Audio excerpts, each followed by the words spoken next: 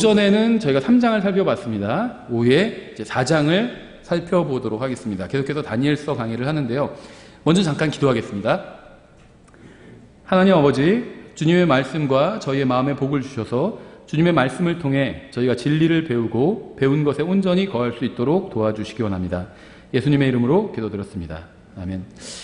다니엘서가 그렇게 긴 책은 아닌데요. 굉장히 교리적으로 중요한 내용도 많이 나오고 또 흥미로운 부분도 많이 나옵니다. 오늘 우리가 다룰 부분은요, 이제 좀 흥미로운 부분에 해당하는 그 챕터라고 볼 수가 있어요. 2장과 7장은 교리적으로 좀 중요한 내용이 나오는 장이라면요, 다른 장들은 좀 흥미로운 내용이 많이 나오는데요. 오늘 오전에 설교한 것도 꼭 들어보십시오. 아직 올리진 못했는데 조금 이따 올릴 거니까요. 꼭 들어보세요. 그 3장 불타는 용광로, 다니엘의 세 친구가 이제 용광로에 던져지게 되죠. 그 내용을 다루고 있습니다. 굉장히 우리에게 많은 도전을 주는 그런 장이고요. 또 하나님께서 고난당한 사람의 문제를 어떻게 해결해 주시는지가 나와 있습니다. 그래서 한번 꼭 들어보시기 바랍니다. 주일학교에서 이 다니엘서 3장은 뭐 단골 주제죠. 그렇죠? 또 그 다니엘이 사자굴에 던져지는 것과 함께 다니엘서에서 가장 인기 있는, 또 성경 전체에서 가장 인기 있는 그런 주일학교 공과 중에 하나입니다. 근데 저는 개인적으로 이 4장이 조금 더 흥미로워요.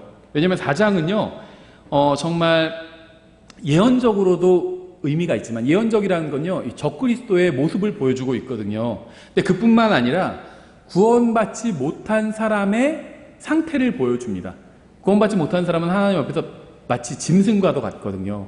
근데 그 사람이 구원받기 위해서는 하나님 앞에 겸손하게 엎드리면 구원을 받을 수가 있어요. 그러면 인간의 이성이 다시 돌아오게 된다는 겁니다. 바르게 판단하게 된다는 거예요. 그래서 그 내용을 저희가 이 4장을 통해서 37절까지 좀 길지만 저희가 아주 간단하게 좀 살펴보도록 하겠습니다. 다니엘서 3장이 비교적 잘 알려진 내용을 담고 있다면 4장은 잘 알려지지 않은 내용을 담고 있는데요. 4장은 바벨론 왕 느부갓네살의 간증이 기록되어 있습니다. 느부갓네살은 바벨론의 왕일 뿐 아니라 하나님께서 오랫동안 주님을 배반하고 죄를 지은 유다와 베냐민 이 두 지파를 심판하기 위해서 택하신 하나님의 그릇이었습니다. 주님께서는 그를 전체 이방인을 대표하는 첫 번째 통치자로 삼으셨어요. 그러니까 이 느부갓네살이 굉장히 사실 의미 있는 인물입니다. 아담으로부터 인류가 시작되었잖아요. 그래서 그러니까 인류의 시작이 아담이라면 이방인들의 때의 시작은 바로 이 느부갓네살과 함께 시작이 되거든요. 그래서 하나님께서 왕들 중에서는 가장 그러니까는 이 위대하다, 크다, 그런 왕이라고 이렇게 평가를 하신 왕이 바로 이 느부갓네살입니다. 주님께서는 이 느부갓네살을 전체 이방인을 대표하는 첫째 통치자로 삼으셨고요. 그래서 주님께서는 그를 금머리로 삼으실 정도로 막강한 권력을 주셨습니다.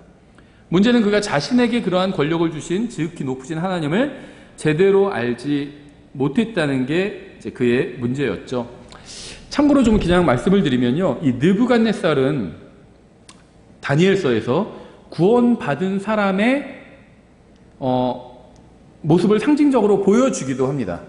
그리고 또 다른 면에선 적그리스도의 모형이기도 해요. 그러니까 느부갓네살은 구원받은 사람의 모형이면서 동시에 적그리스도의 모형이기도 합니다. 좀 모순돼 보이지만 그런 경우라고 볼 수 있는데요. 이런 경우들이 종종 있어요. 솔로몬 같은 경우에도 예수 그리스도의 모형이면서 다른 한편으로는 적그리스도의 모형이기도 하거든요. 많은 여자들과 결혼해서 우상 숭배를 이스라엘 내로 더 많이 들여오게 되었죠. 적그리스도의 모형이기도 합니다. 하지만 또 예수님의 모형이기도 합니다. 솔로몬 자체가 지혜로운 왕으로서 통치하는 게 바로 천년왕국 때 예수님의 모습을 상징적으로 좀 보여주고 있죠. 동일 인물은 아니지만 파라오의 경우도 마찬가지예요. 성경에서 그 요셉의 시대, 요셉을 높이 세운 파라오는 하나님 아버지를 상징합니다. 요셉은 예수 그리스도를 상징하고요. 그 이후에 모세 시대의 파라오는 사탄을 상징하기도 하죠. 그래서 이렇게 동일 인물이, 또 어떤 직책을 가진 인물이 한쪽으로는 좋은 걸 상징하고 한쪽으로는 또 나쁜 걸 상징하는 경우들이 종종 있습니다. 근데 이제요, 좀 우리가 주의할 게 뭐냐면, 구약 성경에 나오는 어떤 개인의 구원을 우리가 함부로 단정해서는 안 돼요. 신약 성경의 경우에는 좀 더 이것이 분명합니다. 사도 바울은 구원받은 사람이죠. 또 사도들 다 구원받았습니다. 그러니까 누가 구원받았느냐 구원받지 않았느냐가 신약 성경에서는 좀 더 분명하게 드러나요. 그 다음에 예수님을 믿었으면 구원받은 거고 믿지 않았으면 구원받지 않은 거죠. 근데 구약 성경의 경우에는 그것이 명확하지 않은 경우들이 많이 있어요. 그래서 그 교리적으로 어떤 분들이 막 논쟁을 하는 경우들이 있는데요.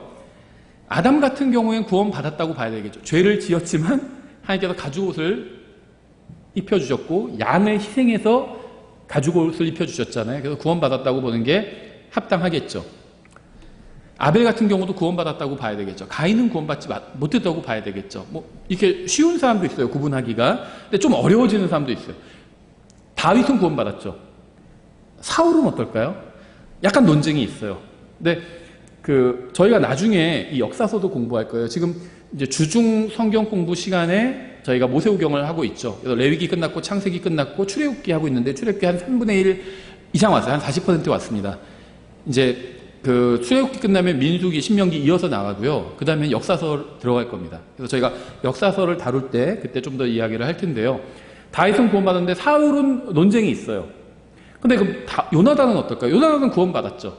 사울과 운명을 같이 했지만 구원받은 사람이라고 보는 게 합당하겠죠. 사울은 구원받았다고 보는 사람도 있고요. 구원받지 못했다고 보는 사람도 있어요. 그러니까 좀 논쟁적인 인물들이 구약 성경엔 꽤나 있습니다. 느부갓네살 개인이 구원받았냐 구원받지 않았냐 이거는 정확히 알 수는 없습니다. 구약 인물들은 사실 정확히 알 수는 없어요. 다만 상징적으로 구원받은 사람의 어떤 성장하는 모습을 보여주고 있다는 겁니다. 느부갓네살이 구원받았다, 신약 성도들처럼 구원받았다 이런 말을 하는 건 절대 아닙니다. 구원받은 사람이 영적으로 성장해가는 모습을 상징적으로 보여주고 있다 이런 얘기를 하는 겁니다. 1절에 보시면요 3절까지 간증으로 시작돼요. 느부갓네살에 지금 2장에서 하나님을 한번 경험을 했죠. 다니엘을 통해서 하나님을 경험하게 되었습니다. 알게 되었어요. 그래서 이제 간증을 하고 있어요. 4장 1절에 느부갓네살 왕은 온 땅에 거하는 모든 백성들과 민족들과 언어들에게 조서를 내리노니 너희에게 평강이 많이 있기를 원하노라. 나는 높으신 하나님께서 내게 행하신 표적들과 이적들을 알리는 것이 좋을 줄로 생각하였노라. 그분의 표적들은 어찌 그리 큰가? 그분의 이적들은 어찌 그리 능한가? 그분의 왕국은 영존하는 왕국이요 그분의 통치는 대대에 이르는도다. 저는 지금 오전에 3장 설교를 했잖아요. 감동이 좀 몰려와요. 왜냐면요 3장에서 느부갓네살이 간증을 하는데 엉터리 간증을 했거든요. 3장에서 다니엘의 세 친구를 통해서 정말 하나님을 신실하게 믿는 사람들을 하나님께서 그 용광로에서 구해내시는 그거를 목격하게 되잖아요. 그리고 느부갓네살이 인정을 하죠. 하나님을 인정을 하면서 간증을 하는데 형편없는 간증을 합니다. 하나님을 높여요. 거기까지는 좋은데 그리고 나서 무슨 말을 하냐면 나중에 3장 읽어보세요. 무슨 말을 하냐면 이 하나님을 믿지 않으면 다 죽여버리겠다 한마디로. 그리고 그 집을 무너뜨리고 거름으로 만들어보겠다 이런 얘기를 합니다. 이거는 바른 간증은 아니죠. 근데 여기는 얼마나 거기에 비하면 나아요. 그분의 표적들은 어찌 그리 큰가 막 감탄을 하잖아요. 여기는 훨씬 나아요. 훨씬 더 성숙했습니다. 근데 뒷부분에 4장 끝에 가잖아요. 4장 끝에서는 이제 자기가 체험을 하게 돼요. 하나님과 하나님의 어떤 그 손길을 자기가 직접 느끼게 되죠. 교만했다가 겸손해지잖아요. 그리고 나면 훨씬 더 좋은 간증이 나옵니다. 그래서 이건 아직 중간 단계의 간증인데요. 이 3장의 간증보다는 훨씬 좋아요. 거긴 막 쌍막해요, 간증이.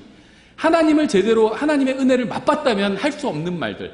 와, 하나님 너무 좋으신 분이구나. 거기까지는 좋아요. 이 좋은 분을 안 믿는 사람들 내가 다 죽여버릴 거야. 이러면 안 되죠. 내가 하나님을 믿게 됐어요. 그럼 그분이 좋은 분이라는 걸 아는 건 좋은데 와, 이렇게 좋은 분인데 누가 하나님을 욕해? 그럼 내가 가서 막 때려주고 그러는 겁니다.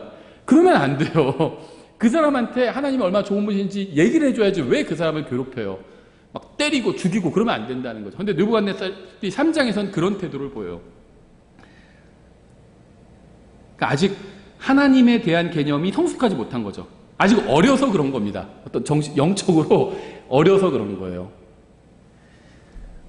물론 느부갓네살이 뭐 다시 태어났다는 말을 하는 건 아닙니다. 영적인 단계가 그렇다는 거예요. 아직 어리면요 어떤 대상에 대해서 올바로 구분이 안 되고 판단이 안 돼요. 요즘은 좀 덜하는데 저희 작년까지만 해도요 미안한 얘기지만 예중형제 얘기를 집에서 종종 했어요. 무슨 얘기냐면요. 저희 아이들 친구 중에 그 친구 언니가 있어요. 예서라고. 종종 그 질문이에요. 아빠 예서 언니랑 예중 오빠랑 누가 더 커? 이런 질문을 합니다. 그러면 예중이 오빠가 훨씬 크지 이렇게 얘기를 해요. 참고로 예서 언니는 초등학교 4학년이에요. 그래서 구분이 안 되는 거예요. 초등학교 4학년과 예중 형제가. 예중 오빠는 오빠인데 어른이야. 예중 오빠는. 그리고 예서 언니는 어른이 아니야. 너보다 조금 더 큰 언니고. 그렇게 얘기를 해주는데 또 물어봐요. 나중에 또 누가 예서 오빠랑 예중 오빠랑 예서 언니랑 예중 오빠랑 누가 더 커요? 또 물어봐요. 예중 오빠가 훨씬 크지. 또 얘기를 해줘요. 그러니까 아이들은 그게 가늠이 안 되는 거예요. 초등학교 4학년이랑 성인 남성이랑 가늠이 안 되는 거예요. 느부갓네살의 상태가 아직 이제 많이 성장하지 못한 상태예요. 뭘 모르는데 3장에 비하면 많이 좋아졌습니다. 지금. 그런데 뒷부분으로 가면요. 정말 아주 핵심적인 간증을 해요. 정말 진리가 녹아든 그런 간증. 여기도 물론 진리예요. 그분의 표적들이 얼마나 크고 놀랍지만 훨씬 더 성숙한 간증을 합니다. 그건 뒤에서 보기로 하고요. 느부갓네살은 몇 가지 사건을 통해서 하나님에 대해서 무엇인가를 배웠어요. 그는 인간은 아무리 대단한 자라도 결국 사라지지만 하나님은 영원하시다는 사실을 배웠습니다. 4절 나 느부갓네살이 내 집에서 안식하며 내 궁궐에서 번창할 때 나를 무섭게 하는 한 꿈을 보고 2장의 꿈과는 또 다른 꿈이죠. 내 침상에서의 생각들과 내 머릿속의 환상들로 말미암아 근심하였노라. 그러므로 내가 칙령을 내려 바벨론의 모든 지혜자들을 내 앞으로 데려다가 그들이 그 꿈을 해석해 그 꿈의 해석을 내게 알려주게 하였느니라. 그때 마술사들과 별을 살피는 자들과 갈대아 사람들과 점쟁이들이 들어왔기에 내가 그 꿈을 그들 앞에 말하였으나 그들이 그것을 새 해석을 내게 알려주지 못하였노라. 이 바벨론의 마술사들과 별을 살피는 자들과 점쟁이들이 무능하다는 사실이 이미 2장에서 드러났잖아요. 근데 왜 아직도 이들이 자리를 차지하고 있는 걸까요? 근데 이게 뭐 이상한 일은 아닌 것 같아요. 어떤 의미에서. 왜냐하면 국회의원들이 국회에서 한 자리씩 차지하고 있는 것과 같은 이유로 자리를 차지하고 있는 것 같아요. 이미 무능하다고 드러난 사람들 많이 있잖아요. 그런데 또 당선이 또 돼가지고 또 차지하고 있는 거예요. 이런 일들은 흔합니다. 바벨론의 현자들은 2장에서 아무것도 하지 못했고 4장에서도 여전히 아무것도 하지 못하고 있습니다. 근데 재선이 됐고 막 3선이 되고 막 그러고 있는 거죠. 8절 그러나 마지막에 다니엘이 내 앞에 들어왔는데 그의 이름은 내 신의 이름을 따라 벨드사살이요 그 속에는 거룩한 신들의 영이 있느니라. 내가 그 앞에서 그 꿈을 말하여 이르되 2장에서 느부갓네살에게 도움을 준 유일한 사람은 다니엘이었죠. 하지만 아직도 왕은요 하나님에 대해서 제대로 이해하고 있지 못하고 있어요. 그는 다니엘 안에 하나님께서 거하신다는 사실을 알지 못하고요. 그저 신들의 영이 거하고 있다 이렇게 지금 얘기하고 있죠. 그래서 자신의 신의 이름을 따라 붙인 이름으로 그를 아직도 부르고 있습니다. 다니엘은 단 한 번도 신들에 관해서 증언한 적이 없어요. 그는 유일하고 참되신 하나님에 대해서 증언을 했습니다. 하지만 느부갓네살은 다니엘의 하나님을 많은 신들 중에 하나로 여겼습니다. 하지만 많은 신들이 있는 것이 아니라 단 한 분 하나님만이 계시죠. 구원의 길도 하나고 진리도 하나고 구원받는 방법도 하나입니다. 하지만 느부갓네살은 이러한 것을 원하지 않은 거예요. 그는 다니엘의 하나님을 거부하지 않았지만 받아들이지도 않았습니다. 그냥 많은 신들 중에 하나 아닌가? 이렇게 생각한 거예요. 그래서 그의 표현은 정중하기는 했지만 정확하지는 않은 거예요. 느부갓네살이 다니엘의 신세를 진 적이 있잖아요. 다니엘의 진가를 확인한 적이 있어요. 다니엘이 어쨌든 다니엘 안에는 신들의 영이 거하고 대단한 사람이다. 이건 확인했습니다. 그래서 다니엘에 대해서 아주 정중하게 얘기하고 있어요. 하지만 정확한 얘기는 아니죠. 부정확한 얘기예요. 9절 오 마술사들의 우두머리 벨드사살 얼마나 모욕입니까? 그렇죠. 다니엘은 마술사가 아니에요. 주님을 신실하게 믿는 사람이었지. 마술사들의 우두머리래요. 이건 마치 예수님을 보고 와 4대 성인 중에 한 분, 사람들 중에서 가장 훌륭하신 분 이렇게 얘기하는 거랑 똑같아요. 누가 저한테도 그렇게 얘기한 적이 있거든요. 예수님 정말 훌륭한 사람이라고. 저는 그건 예수님을 모독하는 거라고 얘기했어요. 예수님은 하나님이라고 훌륭한 사람이 그 정도가 아니라고 4대 성인 중에 하나 그런 분이 아니라 창조주 하나님이시라고. 정중하지만 지금 좀 잘못된 얘기를 하고 있어요. 오 마술사들의 우두머리 벨드사살아 내 속에 거룩한 신들의 영이 있으므로 어떤 은밀한 일도 너를 근심하게 하지 못하는 줄을 내가 아노니 그런즉 내가 본 내 꿈의 환상들과 그것의 해석을 내게 말하라. 무슨 다니엘을 자꾸 마술사 이렇게 이 왕은 이렇게 생각하고 있고요. 뭐 기적을 행하는 사람 이렇게 생각하고 있지만 다니엘은 기적을 행하는 사람이 아니라 기도하는 사람이었죠. 그게 다니엘의 그 능력의 원천이었어요. 10절 내가 침상에서 본 내 머릿속의 환상들은 이러하니라. 내가 보니 보라 땅의 한가운데 한 나무가 있는데, 이 장에서는 하나의 형상이었죠. 하나님께서 이제 조금 바꾸셨어요. 인간 왕국 전체를 묘사하실 때 하나의 큰 형상으로 묘사하셨는데 이제는 나무 이야기를 하고 있습니다. 나무로 묘사하는데 성경에서 보면요, 이 나무는 주로 사람을 상징해요. 나무가 민족이나 국가를 상징할 때도 있어요. 성경에서 백향목, 레바논 뭐 상징하고 이런 것들이 나오죠. 그런데 사람을 상징할 때도 있어요. 사람이 걸어가는 나무같이 보이나이다 뭐 이런 얘기도 나오잖아요, 성경에. 그래서 나무는 사람을 상징합니다. 한가운데 한 나무가 있는데 그것의 높이가 높더라. 그러니까 큰 나무고 위대한 사람을 상징하는 거죠.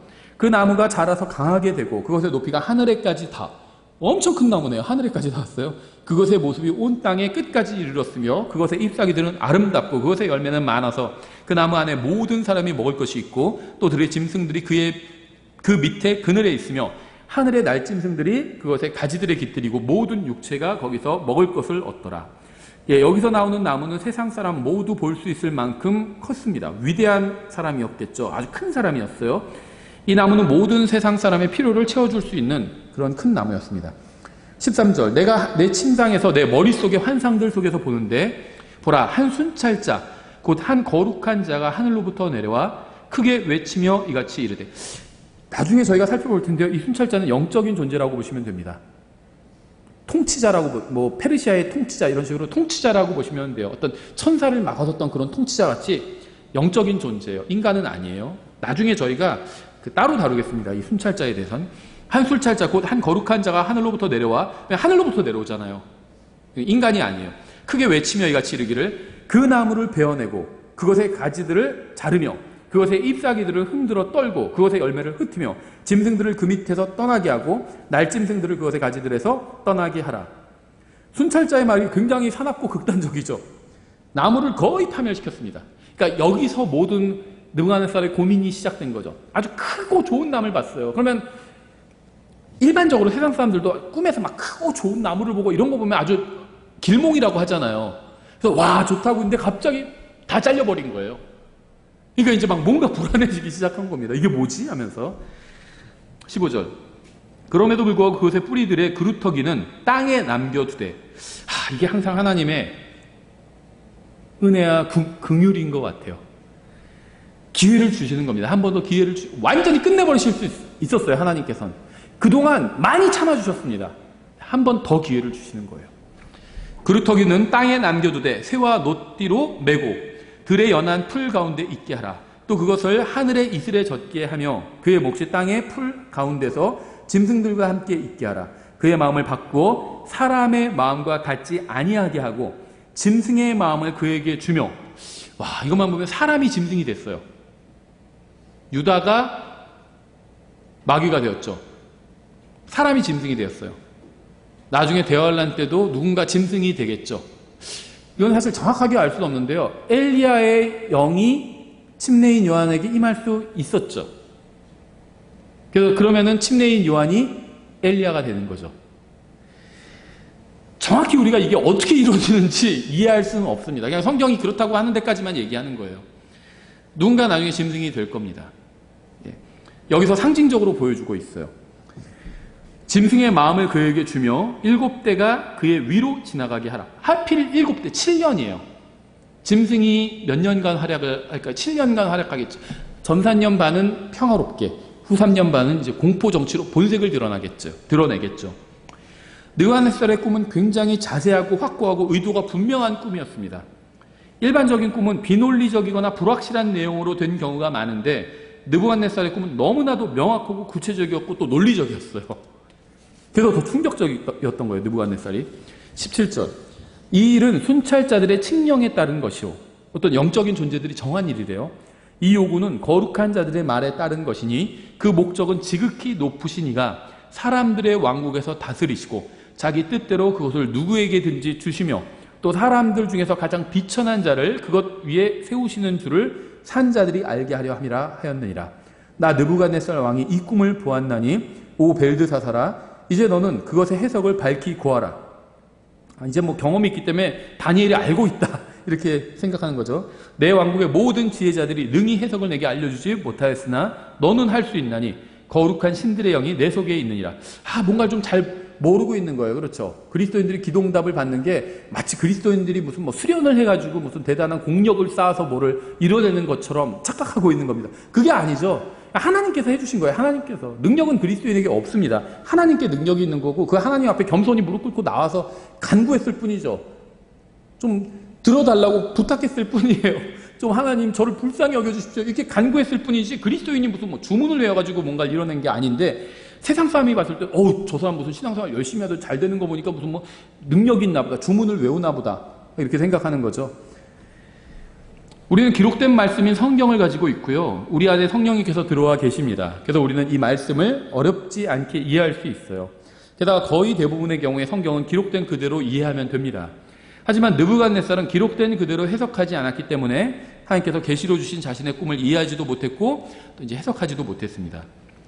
느부갓네살이 자신의 꿈을 이해할 수 없었던 이유 중에는요, 자신이 생각하기에 대단하다고 여긴 것을 하나님께서 아무 가치가 없는 것으로 여기셨기 때문이에요. 그래서 이게 너무나도 큰 충격이었고 받아들이고 싶지 않았던 거예요. 큰 나무가 있었는데 얼마만 큰 거냐, 하늘에 닿을 만큼 컸잖아요. 꿈에서 본 나무가 엄청난 거였어요. 근데 그걸 어떻게 하죠? 하나님께서 그루터기만 남기고 베어버리시잖아요. 이 세상 엄청나 보이죠? 막 물질 문명과 막 이뤄놓은 것들과 막 엄청나잖아요. 나중에 하나님께서 어떻게 하시죠? 불태워버리시잖아요. 하나님은요, 이 세상 모든 것들을 마치 아무것도 아닌 것처럼 여기시거든요. 이걸 보고 충격을 받은 거예요, 느부갓네살이. 이 엄청나게 큰 나무를 보고 와, 길몽이다, 너무 좋다 이렇게 생각했는데 그냥 베버리시는 거예요. 충격을 받은 겁니다. 그러니까 도저히 여기서 머리가 정지돼 버린 거예요. 해석이 안 되는 거예요. 구원받지 못한 사람들이 성경을 이해하지 못하는 이유도 비슷합니다. 사람들은 자신이 좋아하는 이 세상의 것들을 하나님께서 아무런 감정의 동요도 없이 던져버리시고 무너뜨려 버리시는 것을 이해하지 못해요. 하나님께서는 세상 음악과 운동과 스포츠와 영화배우, 정치인들 같이 세상 사람들이 소중하게 여기는 것들을 아무렇지 않게 여기시며 던져버리실 겁니다. 바벨론의 큰 나무는 세상에서는 대단하게 여겨질지 몰라도 하나님께는 아무렇지도 않게 여겨질 거고요. 하나님께서 베어버리실 만큼 전혀 의미가 없는 것들이라는 거예요. 이 세상 전체가 하나님께서 불로 그냥 살라버리시는 것처럼, 옷감이 이렇게 튀어나오면 불로 태우면 싹 없어지잖아요. 이 세상 전체를 없애버리시는 게 하나님께는 그렇게 느껴질 거라는 거예요. 그러니까 세상 사람들은 그게 감당이 안 돼요. 이렇게 엄청나고 좋은 세상들을 침파하신다고 그러는 거죠. 주님께서 바벨론의 큰 나무를 베어버리시겠다고 하면 세상 사람들은 놀라지만 이미 바벨론을 버린 그리스도인들은 전혀 놀라지 않아요. 그렇죠. 우리는 영원한 생명을 받았고 하늘나라에 우리를 위한 저택이 있고요. 마음속에 참된 사랑과 기쁨과 평안이 있고요. 주님 안에서 많은 형제자매가 있고요. 하나님과 개인적인 교제를 나누고 있고요. 필요한 모든 것을 그리스도를 통해서 제공받고 있기 때문에 이 세상에 대한 미련이 없어요. 주님께서 공중으로 오실 때 우리가 깜짝 놀라겠죠. 근데 이 세상에 이것도 다 아까워서 어쩌지? 이렇게 생각할 사람 아무도 없다고 생각할 겁니다. 공중에 올라가고 나서 거기 내가 두고 온 거 아깝다. 내가 할부 딱 갚았는데 그 벤치를 서가지고 할부 딱 갚았는데 딱 할부 끝나니까 어떻게 불러오시냐 이렇게 억울해할 사람은 아무도 없을 거라고 생각합니다.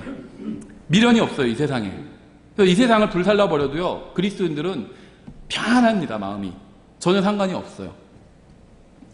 이 세상에 있는 것이 전부인 사람들은 주님께서 이 세상을 멸망시키신다고 하는 것을 받아들일 수 없겠지만 자신의 모든 소망을 위에 있는 것들에 두고 주님께 둔 사람들은 이 세상을 멸망시키겠다는 주님의 말씀을 기쁨으로 받아들일 수 있습니다.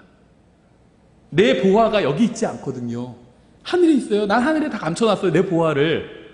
그래서 여기가 불타도요, 전혀 상관하지 않아요. 내 보화는 하늘에 있거든요. 근데 자기의 모든 보화가 이 세상에 있는 사람들은 여기 멸망시킨다고 하면 막 흥분하게 될 수밖에 없어요. 깜짝 놀라고 막 받아들일 수가 없어요. 아니야, 그건 사실이 아니까. 성경 사실일 리가 없어. 내 모든 것이 여기 있는데 여길 불살라버린다고? 받아들일 수가 없는 겁니다. 느부갓네살은 꿈에서 본 나무가 자신과 자신이 가진 모든 것을 상징하는데 하나님께서 이 나무를 베어버리시자 한편으로는 혼란스럽고 한편으로는 분노한 겁니다. 구원받지 못한 사람에게는 이 세상이 전부겠지만 구원받은 하나님의 자녀들에게는 이 세상은 그저 베어져 버릴 하나의 큰 나무에 불과해요. 주인이 저 나무는 베어버리겠다 이렇게 말씀하신 상태예요. 우리는 이 세상이 베어져 버릴 거라는 것에 대해서 전혀 동요하지 않습니다. 이 세상에서 무슨 일이 일어나도 우리는 크게 움직이지 않아요. 중국이 뭐라고 어디서 핵실험을 하고 미국이 뭐라고 무슨 누가 무슨 공산주의자가 뭐 정권을 잡고 상관하지 않아요. 별로. 베어져 버릴 거예요. 베어버리신다고 했어요. 이 세상을. 계속해서 19절. 그때 벨드사살이라는 이름을 가진 다니엘이 1시간 동안 크게 놀라며 왜 놀랐을까요? 자기 생각들로 말미암아 근심함으로 이 예언을 받아들일 수 없어서 놀란 게 아닙니다. 다니엘은요 딱 듣고 바로 알았어요. 이 꿈이 무엇을 말하고 있는지를 알고 있었습니다.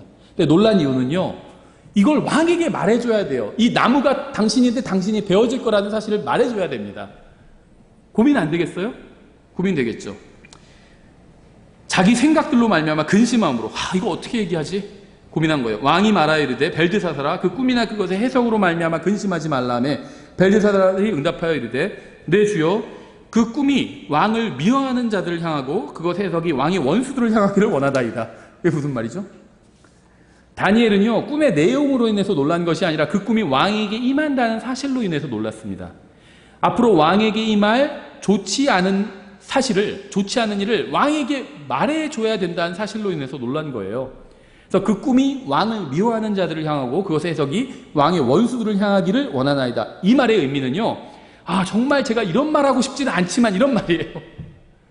정말 이런 말하고 싶지 않지만 이번 시험에서 떨어지셨거든요. 이런 말을 해야 돼요. 듣기 싫은 말을 해야 돼요. 그러니까 지금 돌려서 아주 정중하게 얘기하고 있어요. 20절. 왕이 보신 나무는 자라서 강하게 되어 그것의 높이가 하늘에까지 닿았고 그것의 모습이 온 땅에 이르렀으며 그것의 잎사귀들은 아름답고 그것의 열매는 많아서 그 나무 안에 모든 사람의 먹을 것이 있고 들의 짐승들이 그 밑에 거하며 하늘의 날짐승들이 그것의 가지들에 처소를 두었나이다. 오 왕이여 그것 즉 자라서 강하게 된 것은 왕이시니 나무가 왕이라고 얘기해주고 있죠. 왕의 위대하심은 자라나서 하늘에까지 닿으며 왕의 통치는 땅끝까지 이르나이다. 여기서 끝나면은 고민하지 않았겠죠. 그 다음 내용 때문에 고민한 겁니다. 느부갓네살은 정말 큰 권능을 가진 강력한 사람이었어요. 우리 인류 역사책을 보면 이 정도까지는 아닌데 그건 역사책이 그렇게 기록하고 있는 거예요. 성경은 이렇게 기록하고 있잖아요. 전 역사책이 사실이 아니라 성경이 사실이라고 믿어요. 역사책하고 다르면 전 언제든지 성경을 선택할 겁니다. 그럼 이런 얘기를 하면 성경도 결국 사람들이 쓴 책인데 이런 얘기하면 역사책도 사람들이 썼잖아요. 똑같이 사람들이 썼으면요 하나님을 신뢰하는 사람들이 쓴 책을 저는 믿을 거예요. 역사책을 믿을 이유가 없다는 겁니다. 역사책에서 느부갓네살이 이 정도까지는 아닌데 그건 그 역사책이 그렇게 쓰고 있을 뿐이죠. 성경은 위대하다고 했어요. 왕들 중에 왕이라고 했습니다. 그럼 저는 그렇다고 믿어요. 느부갓네살은 정말 큰 권능을 가진 강력한 사람이었는데요. 이것은 느부갓네살의 관점이, 이 꿈을 잘 보시면요, 느부갓네살의 관점이 아니라 하나님의 관점에서 그를 바라본 모습이에요. 큰 나무가 있고 막 다 거기 깃들여 있고 하나님의 관점이었습니다. 그는 당시에 온 세상의 종교 영역과 경제 영역과 정치 영역에서 막강한 영향을 끼쳤습니다. 23절. 왕이 보시니 한 순찰자 곧 한 거룩한 자가 하늘로부터 내려와 이르기를 그 나무를 베어내고 그것을 멸하라. 그러나 그것의 뿌리들의 그루터기는 땅에 남겨두되 새와 노띠로 베며 들의 연한 풀 가운데 있게 하라. 또 그것을 하늘의 이슬에 젖게 하고 7대가 그의 위로 지나갈 때까지 그의 몫이 들의 짐승들과 함께 있게 하라 하였나이다. 기록된 그대로 이해하면 따로 해석할 전혀 필요가 없을 정도로 하나님께서는 꿈을 통해서 주신 계시의 내용은 굉장히 명확했고요. 상징하는 것은 분명했습니다. 24절. 오 왕이여 그 해석은 이러하니이다. 이것은 내 주 왕 위에 임한 지극히 높으신 이의 칙령이니이다. 심판이라는 거죠. 다니엘의 입장에서는 주님께서 왕을 심판하신다는 내용을 왕에게 전달하기가 쉽지 않았을 거예요.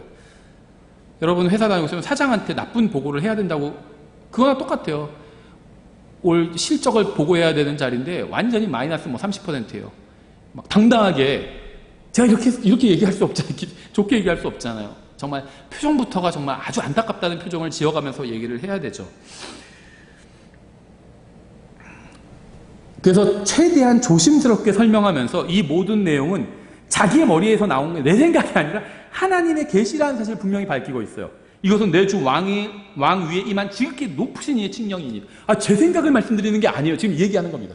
제가 원하는 거 얘기하는 게 아니에요. 제가 왕이 찍혀버리기를 원하기 때문에 이런 얘기하는 게 아닙니다. 지금 분명히 하고 있어요. 제 얘기가 아니라 저는 그냥 전달만 할 뿐이고요. 이건 지극히 높으신 하나님께서 이렇게 말씀하셨다는 겁니다. 이걸 분명히 하는 거예요. 그렇죠? 이거는 당연하죠. 인간이라면. 당연한 겁니다. 25절.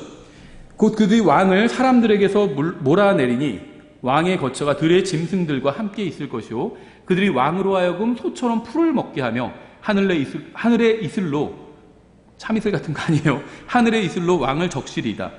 7대가 왕의 위로 지나간 뒤에야 비로소 왕이 지극히 높으신 이가 사람들의 왕국에서 다스리시며 자신의 뜻대로 그것을 누구에게든지 주시는 줄 아시리이다. 그래서 우리가 그리스도인은요, 환경에 대해서 불평하면 안 돼요. 모든 환경 하나님께서 허락해 주신 거예요. 허락해 주신 겁니다. 마귀가 욥을 시험하는 것도 허락해 주셨어요. 하나님의 직접적인 뜻은 아니었지만 하나님의 허락하시는 뜻, 간접적인 뜻, 허락하시는 뜻이 있었다는 겁니다. 그렇죠?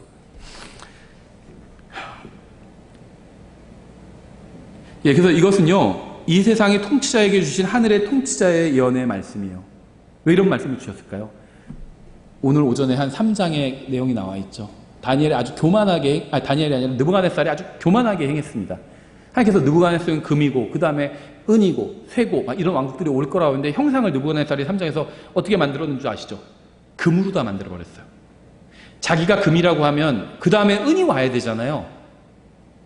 가만히 생각해보니까 내가 왜 왕국을 넘겨줘? 내가 계속 해먹어야겠다 생각해서 형상을 다 금으로 만들어버렸습니다. 교만하게 행한 거예요. 그래서 하나님께서 바로 심판하시는 겁니다. 그런데 다만 기회를 주신 거예요. 그래서 그루터기는 남겨놓으신 겁니다. 그래서 하늘의 통치자께서 이 세상의 통치자를 심판하시는 거예요. 하늘의 통치자께서는요, 이 세상의 통치자를 인간에서 짐승이 되게 하시겠다고 말씀하셨습니다. 하나님께 돌아가야 될 영광을 하나님께 돌리지 않으니까 하나님께서 인간을 짐승으로 만들어버리신 거예요. 한 단계 낮춰버리신 겁니다. 주님께서 느부갓네살이 7년 동안 말 그대로 짐승이 되어서 살게 하셨습니다. 주님께서 이렇게 행하신 이유는요, 진정한 권능은 느부갓네살이 아닌 하나님께서 가지고 계심을 보여주기 위함이었어요. 느부갓네살이나 그의 점쟁이들이나 다른 신들이 통치하는 것이 아니라 하늘의 하나님께서 통치하신다는 사실을 분명하게 보여주셔서 왕을 겸손하게 만들기 위함이었죠.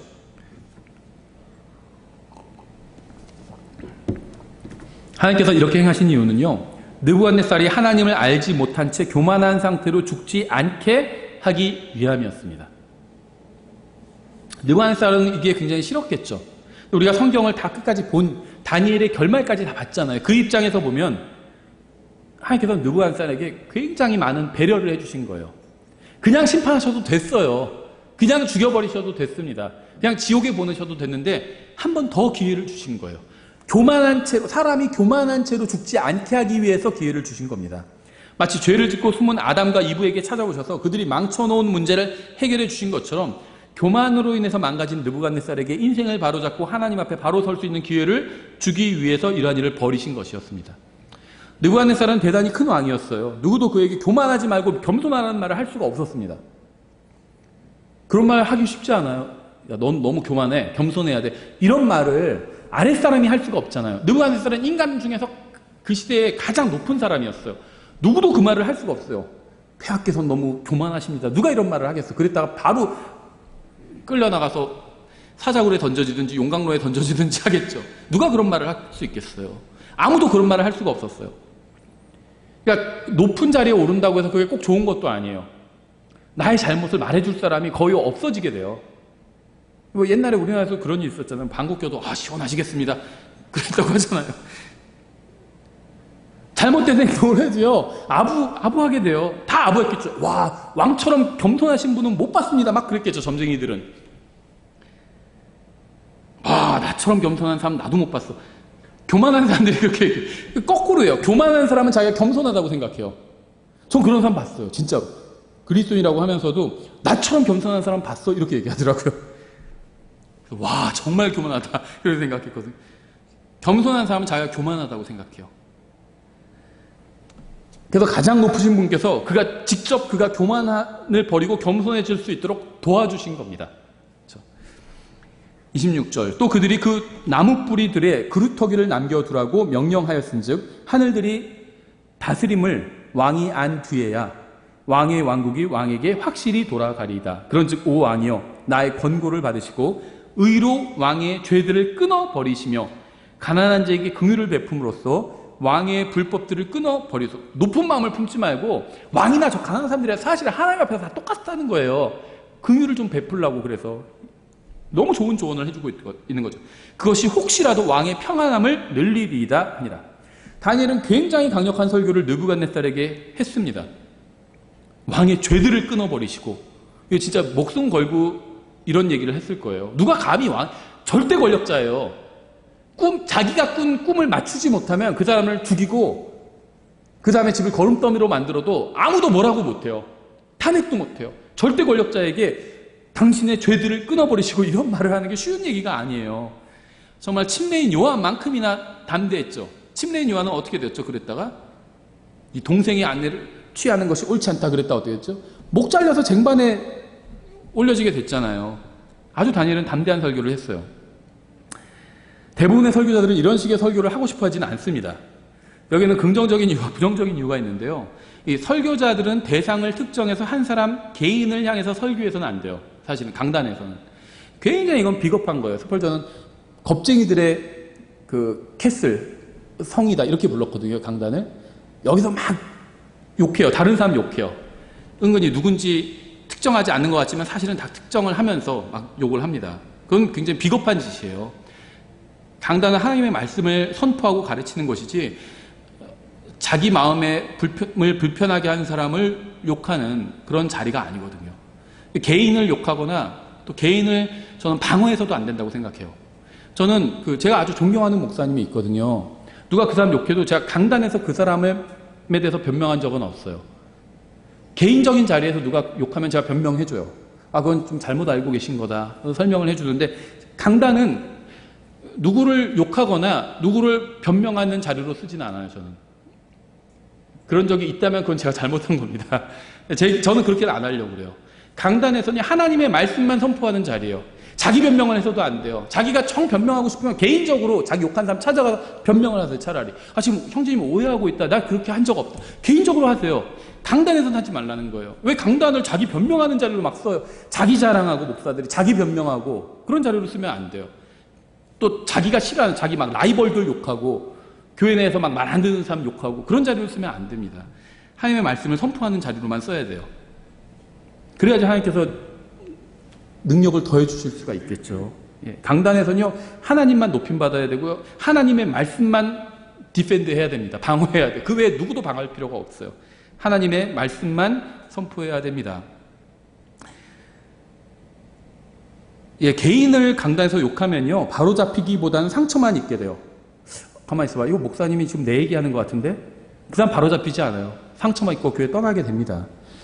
다니엘은요 하나님께서 그렇게 하라고 시켰기 때문에 느부갓네살 개인을 향해서 강력한 설교를 할 수밖에 없었습니다. 근데 일반적인 설교의 원칙은요 강단에서는 특정하지 말고 누군가를 그냥 강력하게 죄에 대해서 설교하고요 개인적인 자리에서는 아주 부드럽게 해야 되는 겁니다. 그래서 개인적인 자리에서는 목사는 부드러운 사람이 되어야 되고 강단에서는 정말 벼락치듯이 하나님의 말씀을 강력하게 선포해야 돼요.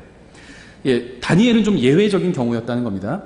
왕의 죄들을 끊어버리시며 가난한 자에게 긍휼을 베풀므로써 왕의 불법들을 끊어버리소서. 그것이 혹시라도 왕의 평안함을 늘리리이다. 죄는 영적 건강뿐 아니라 정신 건강에도 영향을 끼칩니다. 딱 다니엘은 지금 이 내용을 듣고 바로 알았죠. 하나님께서 무엇을 하시려고 하는지 이해했습니다. 하나님께 합당한 영광, 리저너블, 합리적인 영광을 돌리지 않으니까 하나님께서 왕의 이성을 가져가려고 하시는구나. 짐승처럼 지내게 하려고 하시는구나. 그럼 이것에 대한 가장 좋은 해결책은 왕이 죄를 버리는 것. 하나님 앞에서 겸손하게 나와서 죄를 버리는 게 겸손한 거예요. 하나님 저는 죄인입니다. 용서해 주십시오. 이렇게 겸손하지 않으면 그렇게 할 수가 없어요. 그렇게 나오는 게 답이겠구나. 이 생각을 알아서 해결책을 제시해 주고 있는 겁니다. 죄를 버리지 않으면 머릿속이 엉망진창이 되어버릴 거예요. 오늘날 수많은 정신 이상은요 그 원인이 죄를 버리지 않은 데에 있습니다. 다니엘은 왕의 죄가 왕의 정신 상태를 망쳐버릴 수 있음을 지적했습니다. 동성연애자들이 거리에서 행진하지 말고 하나님의 은혜의 왕자 앞으로 행진해 나아가서 회개한다면 그들의 마음에 가득한 모든 불안과 슬픔과 고뇌와 근심은 평안과 확신과 기쁨으로 바뀌게 될 겁니다. 동성연애자들의 간증, 구원받은 간증이 아니라요. 그 사람들이 그 생활을 하다가 나중에 늙어서 버림받게 되고 동료들에게 되고 그런 간증은 아니죠. 뭐 그런 이야기를 하는 걸 들었는데 끔찍해요. 끔찍합니다.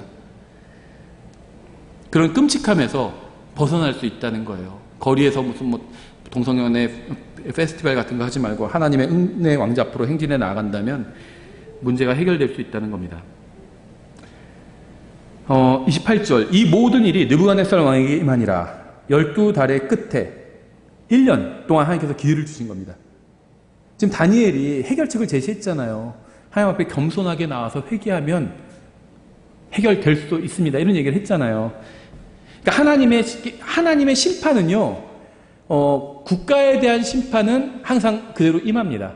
네, 잠깐 연기될 수는 있어요. 하나님께서 니느웨에 대한 심판을 결정하셨죠. 근데 니느웨 사람들이 회개하니까 어떻게 됐죠? 심판을 연기하셨죠. 나홈에 나오잖아요. 그 내용이. 니느웨 요나 시즌2가 나홈이잖아요. 개인에 대한 심판은요, 취소될 수가 있어요. 하나님께서 너를 영원히 벌 주실 거다. 이렇게 말씀하셨는데, 회개하잖아요. 그러면 그게 취소돼 버립니다. 제가 죄를 지었을 때요, 저는 지옥에 가야 한다는 정죄를 받았어요. 영원한 정죄를 받았는데요. 제가 예수님 앞에 나와서 용서해달라고, 구원해달라고 요청했을 때, 저의 심판이 취소가 된 겁니다. 그렇게 될 수 있어요. 그래서 개인의 운명은 바뀔 수 있어요. 영원한 구원을 누릴 수도 있고요. 영원한 형벌을 받을 수도 있습니다. 영원한 형벌을 받기로 된 사람이 회개하고 하나님 앞에 나오면 영원한 구원을 받게 돼요. 개인의 운명은 바뀔 수 있어요. 민족의 운명, 국가의 운명, 지구의 운명은 바뀌지 않습니다. 예, 그래서 다니엘은요, 왕의 운명을 바꿀 수 있습니다. 하나님 앞에 죄를 끊어버리고 하나님 앞에 회개하십시오. 바뀔 수 있습니다. 지금 이 얘기를 해준 거고요. 12달의 끝이라고 그랬죠. 1년이나 기회를 준 거예요. 1년이나. 12달의 끝에 그가 바벨론 왕국의 궁궐에서 건의를 더라. 왕이 말하여 이르되 이 큰 바벨론은 내가 내 권능의 힘으로 건설하여 왕국의 집으로 삼고 내 위엄의 존귀로 삼은 것이 아니냐 하네. 참 멸망의 길을 자초하고 있죠. 매를 맞으려고 아루죠. 그냥 그럴 때가 있잖아요. 너 매를 버는구나 할 때가 있죠. 매를 벌고 있어. 그렇게 기회를 줬는데 교만을 버려야 되는데 완전히 교만으로 가득 차 버렸습니다. 이 왕국은 내가 만든 것이 아니냐 이렇게 묻고 있는 거죠. 여기에 대한 대답은요, yes and no예요. 그러니까 네 그렇습니다. 네 아닙니다. 이 말을 뭐라고 하냐면 그렇긴 한데 아니다 이런 말을 네니오라고 하더라고요. 네니오, 낸데 아니오 합해서 네니오. 맞긴 맞는데 아니에요. 당신의 것이 맞는데 사실 하나님께서 주셨기 때문에 당신의 것이 된 거예요. 그렇죠? 다니엘은 왕에게 하나님께서 왕을 겸손하게 하시면 왕은 하나님이 위대하신 분이라는 사실을 알게 될 것이라고 말해 주었습니다. 하나님께서 느부갓네살에게 1년이라는 시간을 주시고 기회를 주셨어요. 하지만 그는 회개하지 않고 오히려 교만해져서 하나님의 영광을 도둑질해 버렸습니다. 그가 교만해진 원인은 하나님을 바라보지 않고 사람들만 바라봤기 때문이에요. 왕국을 쫙 봤어요. 사람들 보니까 다 사람들이 어떻게 해요? 다 막 경배하고 다 절하죠. 뿌듯하면서 와, 내가 정말 능력 있는 거 아니야? 내가 특별한 거 아니야? 내가 무슨 뭐 백두혈통 같은 거 타고난 거 아니야? 막 이런 생각했겠죠. 자기만 보면 다 절하니까. 하나님을 봤어요. 하나님을. 31절. 아직 그 말이 왕의 입에 있을 때, 이 말을 하기를 기다리신 것 같아요. 그 말까지만 안 하면 내가 봐주려고 그랬는데, 네가 기어코 그 말을 하는구나. 그러셨겠죠. 아직 그 말이 왕의 입에 있을 때, 하늘로부터 한 음성이 내려와 이르시되, 오 느부갓네살 왕아, 내가 이것을 말하노니 그 왕국이 내게서 떠났느니라. 저는 이걸 보면 그게 생각나요. 어떤 부자가 막 먹을 거랑 잔뜩 몇 년을 먹을 거랑 다 써놓고 내 호나 내가 평안하고 막 이런 말을 하는데 하나님께서 뭐라고 하시죠? 오늘 밤 네 혼을 가져가겠다 딱 말씀하시죠. 딱 그거랑 똑같아요. 그 왕국이 내게서 떠났느니라. 그들이 너를 사람들에게서 몰아내리니 내 거처가 들의 짐승들과 함께 있을 것이요 그들이 너로 하여금 소처럼 풀을 먹게 하리라. 7대가 내 위로 지나간 뒤에야 비로소 내가 지극히 높으신 이가 사람들의 왕국에서 다스리시며 자기 뜻대로 그것을 누구에게든지 주시는 줄을 알리라 하매 그 즉시로 그 일이 느부갓네살에게 이루어지니라. 그가 사람들에게서 쫓겨나 소처럼 풀을 먹으며 그의 몸이 하늘의 이슬에 젖고 마침내 그의 머리털이 독수리의 깃털같이 자랐으며 그의 손톱이 새들의 발톱같이 되었더라. 무슨 일이 일어났을까요? 느부갓네살은 이성을 잃어버리고 말았습니다. 그는 왕국들을 정복한 왕들 중에 왕이었어요. 그는 2장에서 말씀하신 대로 인간 왕국에서는 금머리였습니다. 인류 역사상 가장 큰 왕이었지만 이제 완전히 이성을 잃고 짐승의 마음과 생각을 갖게 되어서 짐승처럼 살게 된 겁니다. 하나님께서 사람을 창조물들 중에 으뜸으로 만드셨지만 사람이 마음속에 하나님 두기를 싫어해서 네 발 달린 짐승들, 기는 것들 이런 것들을 숭배하게 되면서 수준이 낮아진 것과 비슷하죠. 사람들이 복음을 거절하는 이유는요, 하나님께서 말씀하신 대로 행하실 것이라고 생각하지 않았기 때문이에요. 그들은 하나님의 말씀이 사실로 이루어질 것이라고 생각하지 않기 때문에 말씀을 거부한 겁니다. 느부갓네살도 그렇게 생각했어요. 그는 자신이 짐승같이 될 리가 없다고 생각했습니다. 하지만 하나님은 거짓말쟁이도 아니고 실현하시는 분도 아니죠. 만약 회개하지 않으면 무엇인가를 하시겠다고 하나님께서 말씀하셨다면 늦기 전에 회개하는 편이 나아요. 하나님께서 회개해라, 회개하지 않으면 내가 무엇을 하겠다 이렇게 말씀을 하셨다면 그대로 될 겁니다. 빨리 회개해야 돼요. 그러면 빨리 회개해야 돼요. 주님께서는 항상 말씀하신 대로 행하시기 때문입니다. 34절. 그 날들의 끝에 나 느부갓네살이 내 눈을 들어 하늘을 보매 내 지각이 내게로 돌아오니라. 내가 지극히 높으신 이를 찬송하며 영원토록 사시는 그분을 찬양하고 공경하였나니 그분의 통치는 영존하는 통치요 그분의 왕국은 대대에 이르는도다. 느부갓네살이 사람들만을 봤을 때는 교만했지만 하나님을 바라보자 겸손해졌습니다. 인간은 하나님을 바라볼 때 제대로 된 지각을 갖게 돼요. 지각. 건강한 정신을 갖는 것 첫 단계는요, 눈을 들어 하나님을 바라보고 하나님을 찾는 겁니다. 그럼 정신이 건강해져요. 해답은 항상 인간이 아닌 하나님께 있어요. 여러분의 정신을 바로잡아주는 것은 이 세상에 있지 않고 하나님께 있습니다.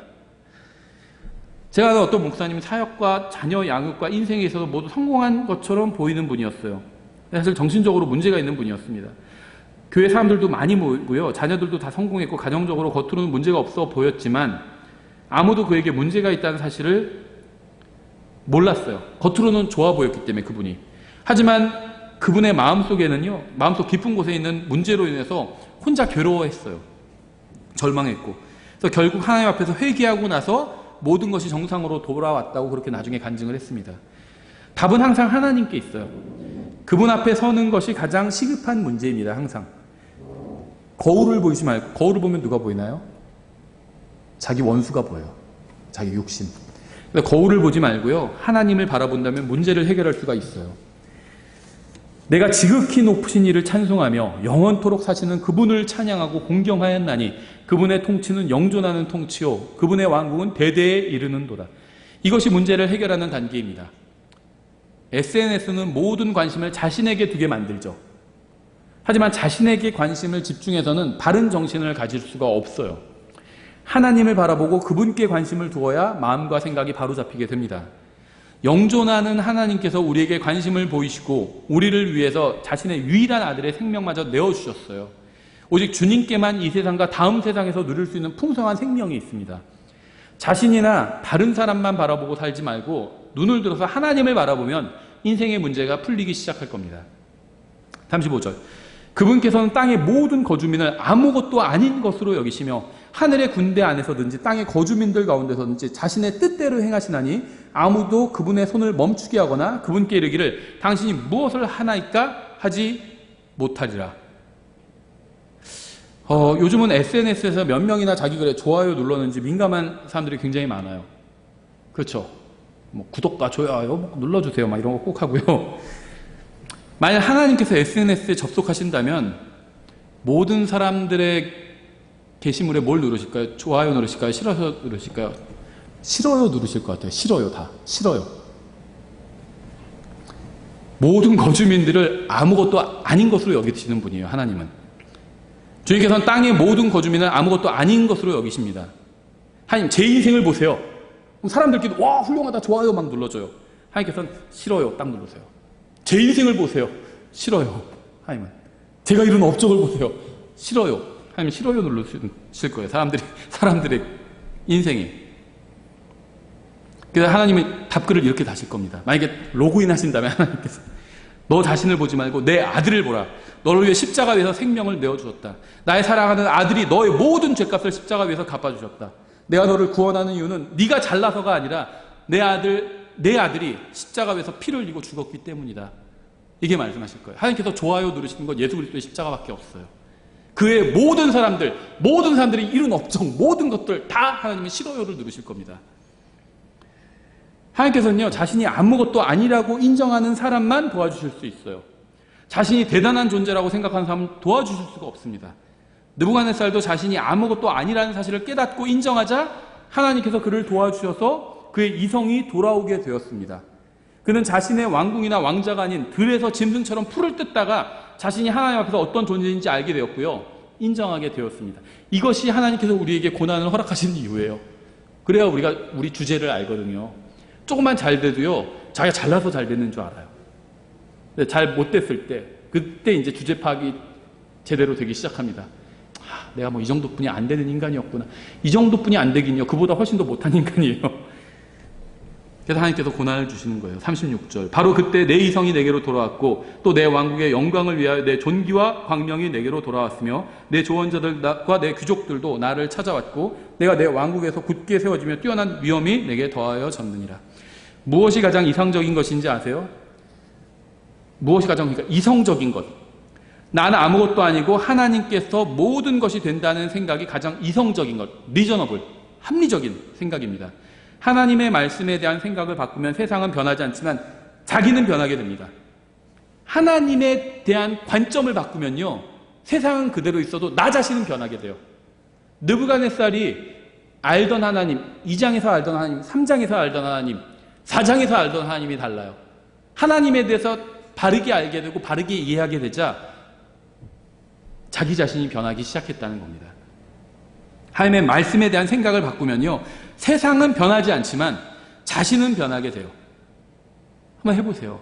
하나님의 말씀을 그냥 책, 그냥 성경, 그냥 하나님 말씀, 이게 아니라 정말 생명의 말씀, 이 말씀으로 내가 살 수 있다, 나를 살릴 수 있다, 이렇게 생각하고 하나님의 말씀을 대하고 읽어보세요.